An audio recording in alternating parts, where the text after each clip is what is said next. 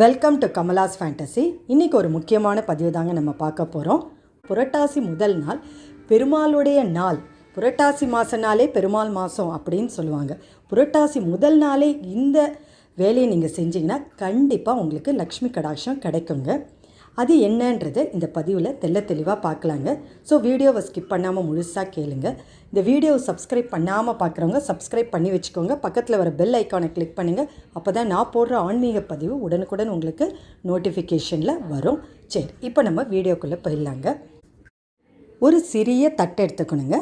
அது பித்தளை தட்டாக இருக்கலாம், இல்லை செம்பு தட்டாக இருக்கலாம்.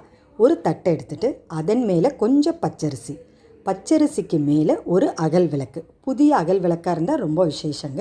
அதில் பசும் நெய், அதுக்கப்புறம் பஞ்சுத்திரியை விட நீங்கள் செந்தாமரை திரியிட்டிங்கன்னா ரொம்ப விசேஷங்க.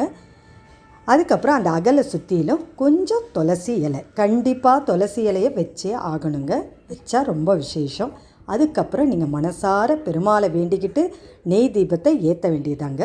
இந்த விளக்கு தீபம் நீங்கள் ஏற்றினோடனே ஒரு மந்திரம் இருக்குங்க. அது 3 முறை உச்சரித்தா ரொம்ப விசேஷம். அதுவும் புரட்டாசி முதல் நாளில்.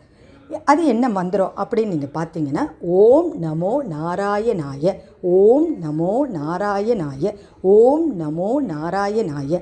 இந்த மந்திரத்தை நீங்கள் சொல்லணுங்க.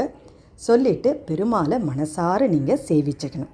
இந்த மாதிரி தீபம் ஏற்றுறது ரொம்ப விசேஷம். புரட்டாசி முதல் நாள் உங்களுக்கு அனைத்து பலன்களும் அனைத்து நன்மைகளும் உங்களுக்கு கண்டிப்பாக கிடைக்குங்க.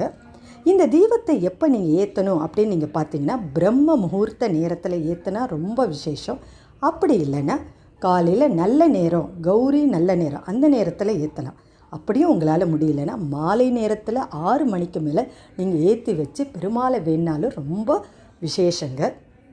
இந்த மாதிரி விளக்கேற்றுறனால, அதுவும் புரட்டாசி முதல் நாள் ஏற்றுனீங்கன்னா உங்களுக்கு சகல சௌபாகியமும் நிறைஞ்ச வாழ்க்கையும் லக்ஷ்மி கடாட்சமும் கண்டிப்பாக கிடைக்குங்க. இது மட்டும் இல்லாமல் புரட்டாசி சனிக்கிழமை எப்படி தலிகையிட்டு பெருமாளை வேண்டணும் அப்படின்ற ஒரு பதிவு போட்டிருக்கேன். அதோட வீடியோ லிங்க் டிஸ்கிரிப்ஷனில் தர, மறக்காமல் செக் பண்ணி பாருங்கள். அது உங்களுக்கு மிகவும் பயனுள்ளதாக இருக்கும்.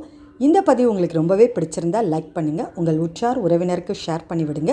அடுத்து ஒரு நல்ல ஆன்மீக பதிவோடு உங்களை சந்திக்க வரேன்.